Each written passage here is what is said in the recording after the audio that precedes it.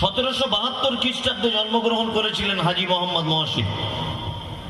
1 আগস্টের 1 তারিখে 1772 সালে জন্মগ্রহণ করেছিলেন হাজী মোহাম্মদ মহসিন। কোথায়? হুগলিতে। উনি 1800 সালে এসে ওনার বোনের সম্পত্তি এবং ওনার সম্পত্তি মিলিয়ে 200 কোটি টাকা মুসলিমদের জনকল্যাণের জন্য অফ করেছিলেন। 200 কোটি টাকা। কত সালে? 1800 সালে। তখন ভারত স্বাধীনতা লাভ করে নি। তারপরে এলো 1900, তার মানে 100 বছর। তারপরে 47, 15 আগস্ট, মানে 147 বছর পরে এ দেশ স্বাধীনতা লাভ করেছে ব্রিটিশদের হাত থেকে।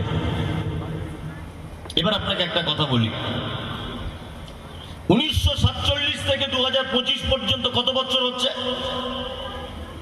হ্যাঁ, 70 হবে নাকি? হ্যাঁ, 75, 78।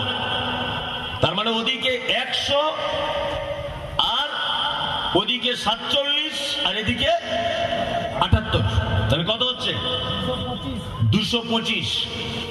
মানে এই 225 বছর আমি ব্যাংকিং সিস্টেমে যদি ধরি যে 5 বছরে টাকা ডবল হয়, আপনি 1 লাখ টাকা যদি রাখেন 5 বছরে যদি ডবল হয়, তাহলে 200 বছরে 200 কোটি টাকা হাজী মোহাম্মদ মহসিনের বর্তমানে কত হাজার কোটি টাকাতে রূপান্তরিত হয়েছে। কি কোনোদিন ভেবে দেখেছেন? ভেবে দেখেননি। সারা বাংলার সব থেকে বেশি